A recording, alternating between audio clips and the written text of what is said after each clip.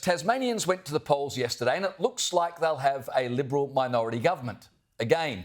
But before we get to that, we wanted to show you how the Greens leader, Rosalie Woodruff, began her address to supporters last night. If you ever needed evidence about just how extreme the Greens have become, well, have a listen to this. And I also want to recognise at this point in time the genocide that's occurring in Palestine. And the Greens stand. The Greens stand with the people of Palestine for freedom, for peace and for return of their lands. Yeah, because when you think of Tasmanian politics, of course, you naturally think of the Middle East conflict. Only the Greens can turn a state election into an international soapbox, James. There are so many problems with this. I mean, it's just so despairing when you see the level of political discourse in this country. She's completely irrelevant. The conflict in the Middle East has absolutely zero to do with Tasmanian politics. So why she would begin her address to supporters with that issue, God only knows. But more than that, it's not only completely irrelevant, it's completely a lie. There is no genocide happening in Gaza, and it's completely immoral. You'll notice she failed to mention the big issue, which is the 50 or so hostages that 600 and so many days later, after October 7, remain captive in Gaza. Not a mention of them at all.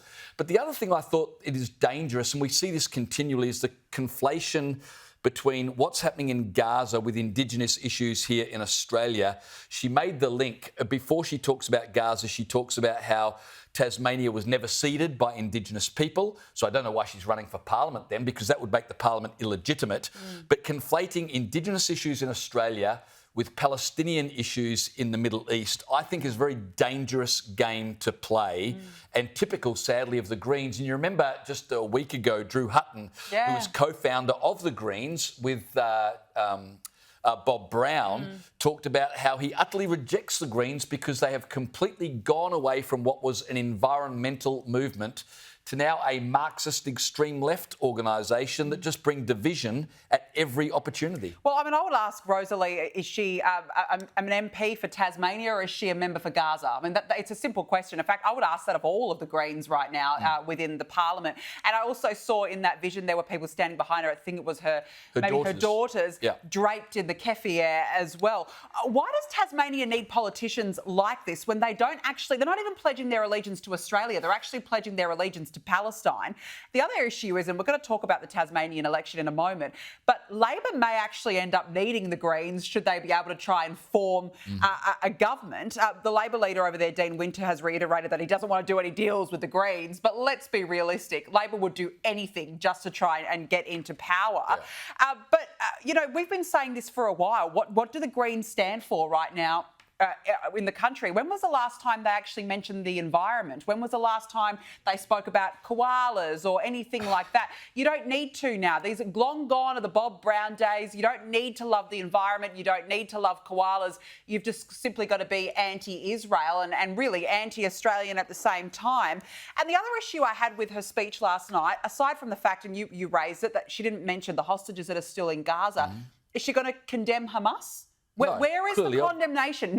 I have not heard not one Green MP, not once since October 7, condemn Hamas as a terrorist organisation. Well, Marine Faruqi, famously on Insiders, repeatedly was given an opportunity to do that and declined to do so. That's true. You mentioned koalas. I think the koalas would be quite glad that the Greens haven't mentioned them because the koalas wouldn't want to be associated with such an extreme party these days. You also mentioned Dean Winter, who has said prior to the election there'll be no deal with the Greens. Of course, now his only option to form a government will be to deal with the Greens. So we'll find out just how principled Dean Winter, the leader of the Labor Party, is over the next couple of days. Well, let's talk more about the Tasmanian election, James, because they say that the definition of insanity is to do the same thing over and over and over again, expecting a different result.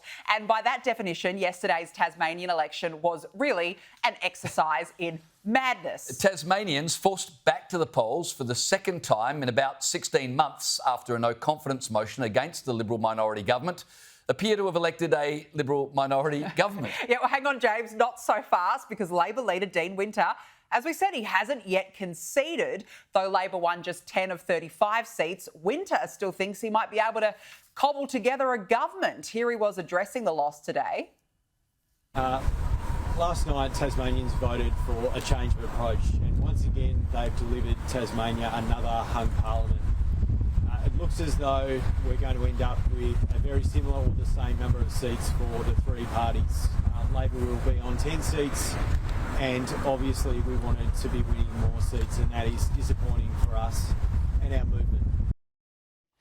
Meanwhile, Liberal Deputy Ted O'Brien believes the result was encouraging for the coalition federally. Have a listen. Is there anything the federal Liberals can take out of it on what's been a pretty grim year for the Liberal I mean, there's clearly a difference, as you know, between federal and state elections. But those who think that, you know, the Liberal Party is on its knees and nearly dead, I think you can only just look at the Tasmanian election and say, well, hang on, as a political movement, the Liberal Party actually has gone very well down there. Federally, we are rebuilding. And so, if anything, it really should be a message of inspiration to Liberals right across the country. Well, look, I wouldn't be getting too excited just yet. I'm not sure how much the federal Liberal Party can really take out of this Tasmanian election. It shows how bad the federal Liberal Party is that they're grasping at Tasmanian straws to build their house. Well, let's be honest, there's a long way to go. I know that Ted O'Brien there spoke about this rebuilding process, but there's still a very long way to go when you think the Liberal Party still don't have any policies that they've been able to settle on. We don't know if they support nuclear. We don't know about net zero. And we still don't really know, James, how they're going to make a difference to the lives of everyday Aussies. All we've heard for the last 2 months is gender quotas and pre-selection and the bickering that follows. So I wouldn't be getting ahead of themselves just yet. And while the Libs in Tasmania had a slight swing towards them, they'll end up with about the same amount of seats they had at the last election 16 months ago. So how it's an encouragement, I'm not so sure. Well, yeah, because Labor didn't do very good last night. Labor suffered a negative swing. Its statewide vote dropped 29% in 2024 to 25.8%. The Liberals did lift 37.7% in 2024 and then last night 39.7%. But hardly great for the Labor leader, Dean Winter. He is refusing to concede. But again, let's see where the Greens might come in. The Liberals will likely only have about 14 seats. They need 18 to be able to guarantee confidence and supply. But gee, I've got to say, spare a thought if you are a Tasmanian, because this could be Groundhog Day once again. The state may not know now for weeks who will be in power. This is exactly what's happened in the past. There could be a lot of horse trading to come, but surely they can't possibly go to another election. I mean, you would hope for Tasmania that they wouldn't be dragged to the polls again. Why wouldn't they? They've had 4 elections in 7 years. Why not make it 5 in 8? For Dean Winter, who really forced this election on Tasmanians by moving a vote of no confidence, I mean, it's about $5 million. That was the cost of the last election. Wow. So I have no reason to believe this election wouldn't have been a similar amount. So you've spent $5 million for the exact same result. And Dean Winter's message that he heard out of it is it's a resounding message that the public want politicians to work together more collaboratively. I would have thought, no, this is a resounding message that this election was entirely unwanted and unnecessary because you've got the exact same result. No, but that's why I say, you know, for Tasmania, this is Groundhog Day. And no wonder people are losing faith in their politicians because realistically, yes, the Liberals' vote lifted last night. Labor did very poorly. I believe the Greens held on. But this is why people have had enough. They lose faith in their politicians when, you know, what are they providing right now? That's the problem. Yeah, well, Dean Winter should ask why he's still the leader after calling for this election. Labor recorded their lowest ever primary vote in Tasmania. So on the back of that, I'm not sure how he can say there and say we've received a message that we need to work more collaboratively. No. Well, the only way he can work is collaboratively because he's stuck on 10 seats, which is nowhere near enough to form government unless he breaks that promise of not dealing with the Greens. Well, with the MPs for Gaza. Does a deal with the devil. He might, So let's wait and see.